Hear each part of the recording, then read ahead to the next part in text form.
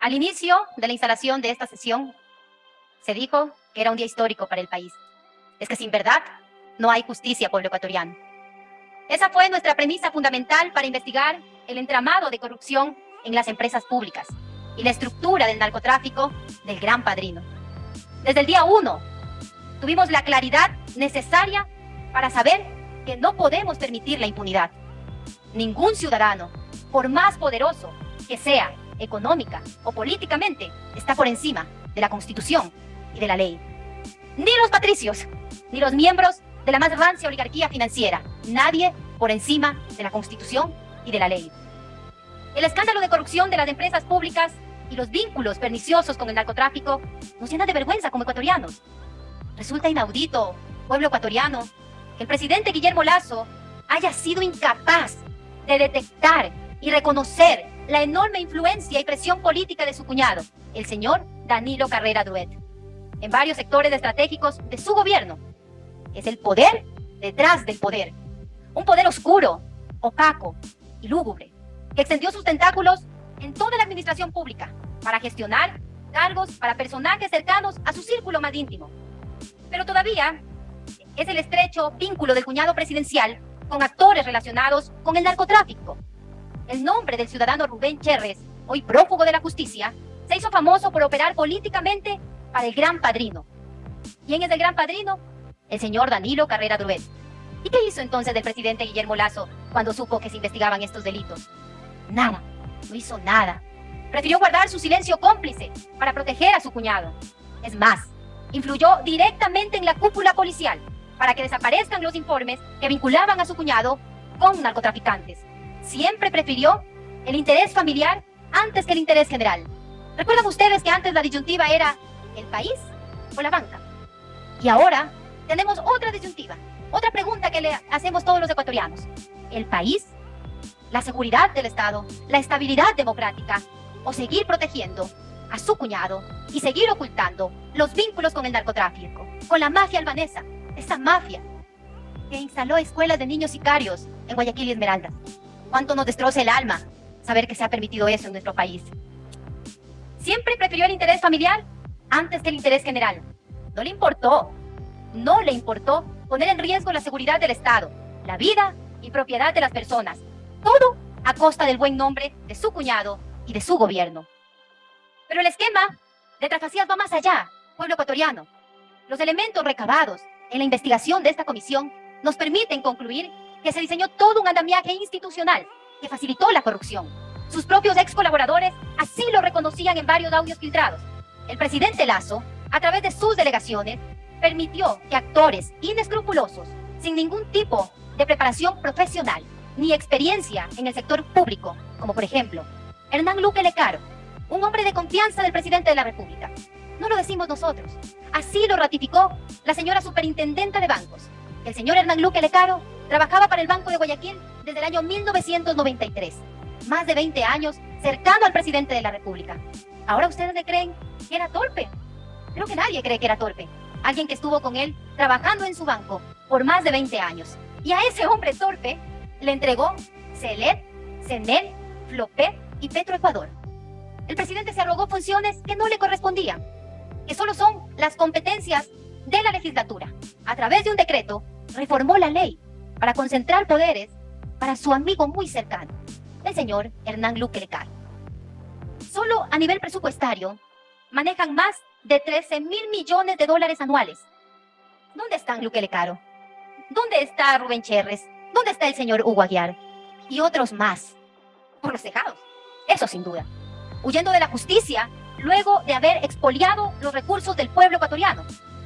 Les pregunto, y esa pregunta se hace todo el pueblo el día de hoy: ¿cómo podemos eximir de responsabilidad al presidente de la República, Guillermo Lasso, si es él quien designó a sus delegados? Algunos con ingenuidad y otros con complicidad señalan que no se puede culpar al jefe de Estado por los delitos que sus delegados hayan cometido. Vaya tontería, ¿no? Significa entonces que debemos soportar a un mandatario incompetente que no controla, que no vigila y no sabe lo que hace la propia gente que él designa. El presidente Lasso es el primer servidor público y debe honrar el cargo encomendado por el pueblo ecuatoriano.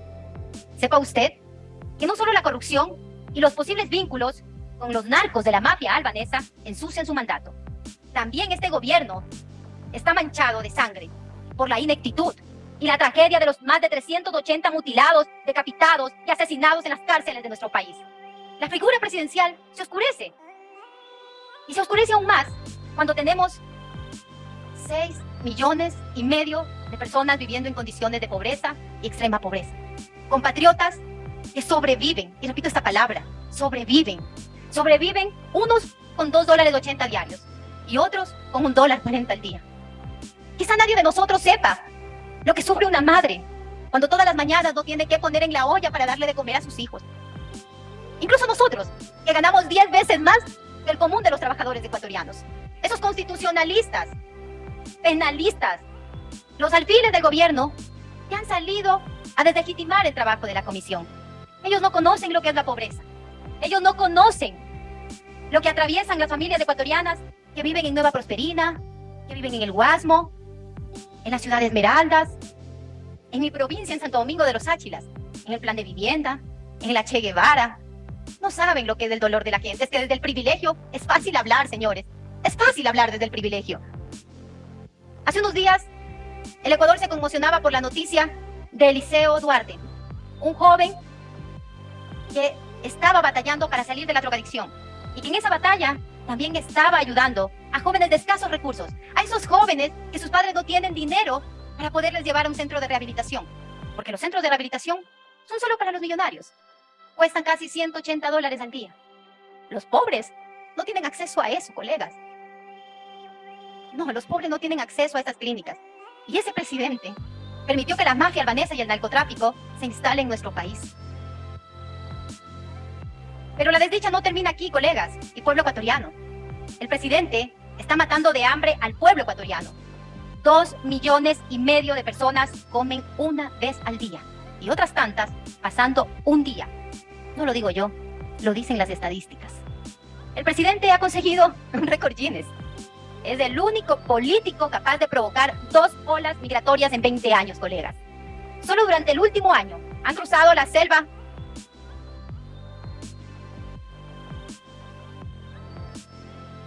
Solo en este último año han cruzado la selva del Darién más de 250,000 ecuatorianos. ¿Saben por qué? Porque tienen miedo de vivir en su propia patria, antes que arriesgar la vida en esa espantosa selva llena de peligros. Familias desestructuradas, hijos abandonados, matrimonios destruidos, todo por sus políticas de miseria. Mi familia vivió lo que es la migración. Mi familia se desestructuró por ese mismo presidente que hoy vuelve a cometer la misma hazaña. Mi abuelo vivía penando para que en el feriado bancario le devolvieran sus pocos ahorros de la jubilación. Y así, ¿cuántos de sus familiares que están aquí no sufrieron ese éxodo de la migración y de la gente que hoy nos escucha a través de los medios de comunicación? Por eso el informe que hoy aprobaremos no solo recoge técnicamente el objeto de la investigación, la corrupción en las empresas públicas y los posibles vínculos con el narcotráfico, las acciones y omisiones dolosas del jefe de Estado, están contundentemente probadas en toda la documentación recabada. También se simboliza en el documento, en el informe, la realidad lacerante de millones de ecuatorianos que gritan justicia y dignidad. Señores medios de comunicación, pueblo ecuatoriano, colegas legisladores, en estricto derecho existen las condiciones fácticas y jurídicas para invocar el artículo 129, numeral 1 y numeral 2 de la Constitución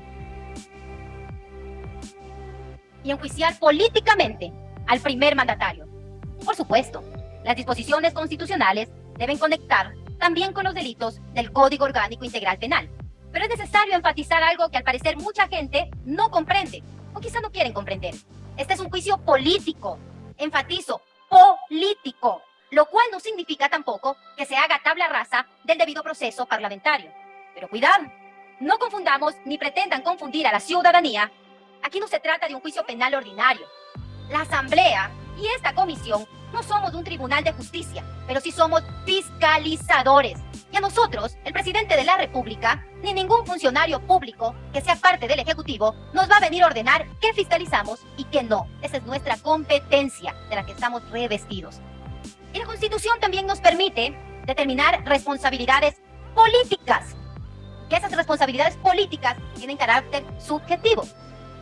Y para llegar a eso, no requerimos ningún enjuiciamiento penal previo en contra del presidente de la República.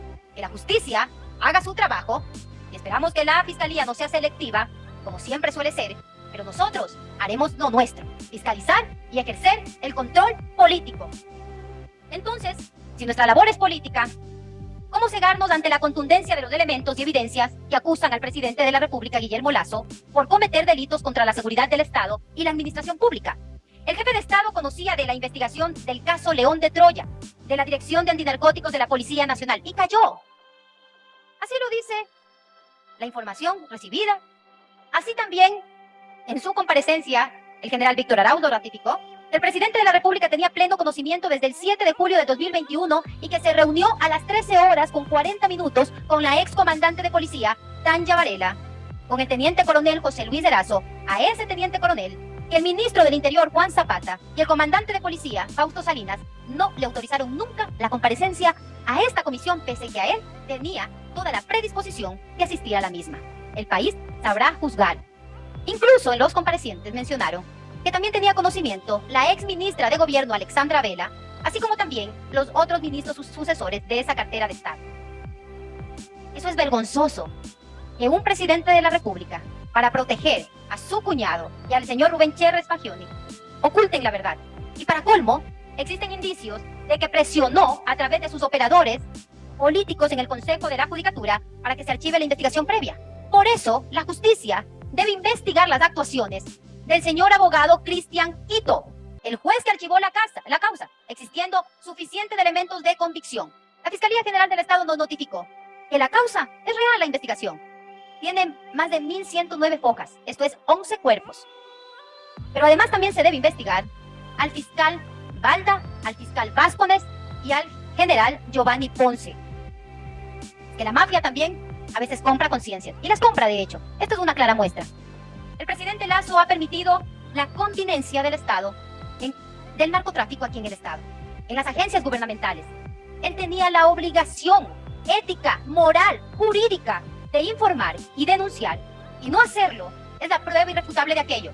Incluso su aliado, el legislador Fernando Villavicencio, en su informe también hace constar que el presidente tenía conocimiento del caso León de Troya desde el 7 de julio del 2021.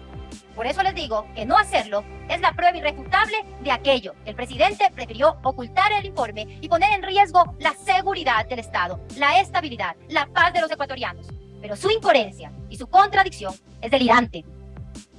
En la 77 Asamblea de las Naciones Unidas, en septiembre de 2022, señaló lo siguiente, abro comillas: el enemigo del Estado ecuatoriano es el narcotráfico, cierro comillas.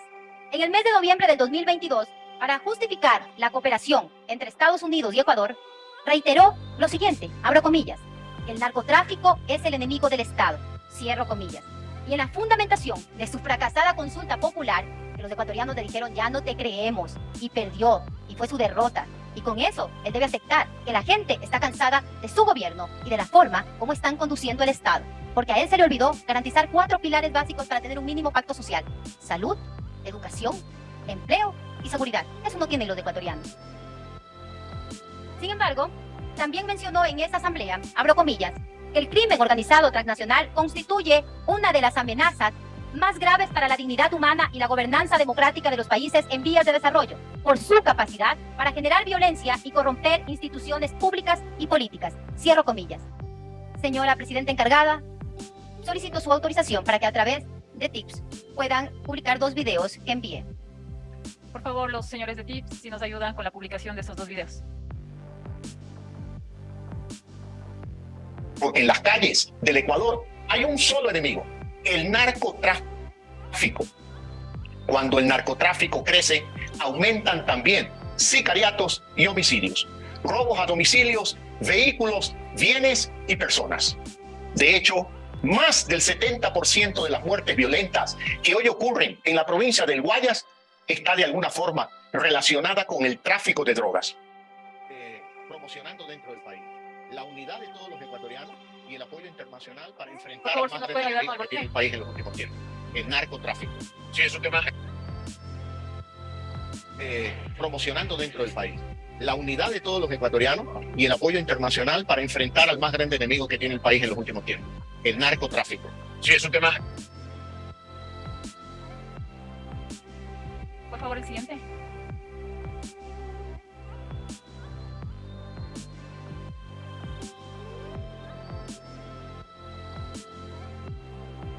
Se ufanaba el presidente en decirle eso al Ecuador y al mundo entero, pero no tuvo ambages en ocultar la infiltración de la mafia albanesa en nuestro territorio.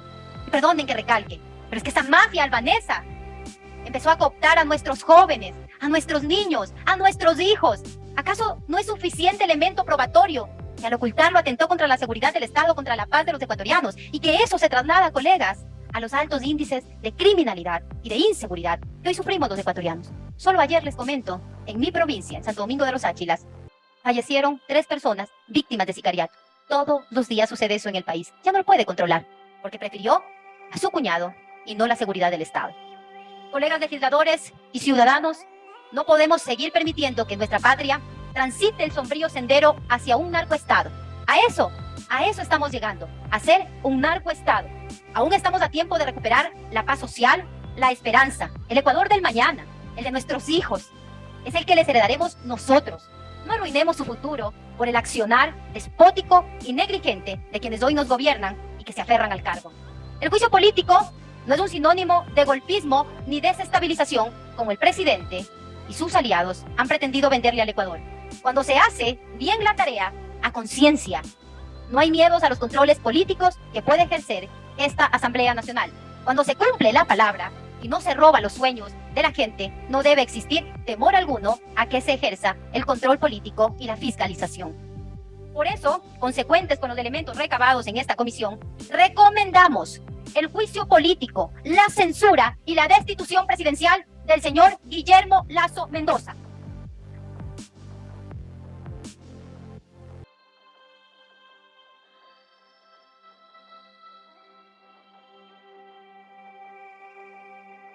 Tenga algo de sensibilidad, señor presidente Guillermo Lasso Mendoza. No se aferre al cargo y no provoque tampoco la ira popular. No podemos esperar más tiempo. Se agotaron sus opciones para rectificar. Esta comisión le solicitó su comparecencia por 2 ocasiones, pero usted se negó a asistir y decirle al Ecuador la verdad, así como lo hizo en la investigación de los papeles de Pandora y así como lo hizo en julio del año anterior. Se negó a darle la cara al país. El pueblo sufre por sus malas decisiones y por su pobre equipo de gobierno. Prolongar ese dolor que hoy siente la gente y que en las urnas del 5 de febrero le dijeron no, y que todas las estadísticas dicen que más del 85% de ecuatorianos ya no creen en su palabra y están cansados de su forma de gobernar, es cruel y despiadado. La única salida pacífica es la destitución del presidente de la República, Guillermo Lasso Mendoza. Evite que el descontento que hoy sufre la gente, que ha condenado usted a vivir en pobreza y en extrema pobreza, se traslade a las calles. Respete la Constitución y la decisión de la mayoría de los legisladores. Usted dice que es un demócrata. Los demócratas respetan y respetamos lo que dice la Constitución y la ley. Cuando un maquinista no sabe conducir y lleva consigo millones de pasajeros a bordo, los está exponiendo a una situación de extremo peligro. Peor todavía, si ese mismo maquinista ya ha cometido varios accidentes donde muchos han perdido la vida. Es el momento de decir basta. No podemos seguir a bordo de un tren que no tiene horizonte, pueblo ecuatoriano y colegas legisladores, que nos conduce al abismo, a la muerte. Presidente Lasso, entregue las llaves de la democracia. Permita que el Ecuador, sin su presencia política, recupere la calma y la esperanza. Hasta aquí mi intervención, colega vicepresidenta.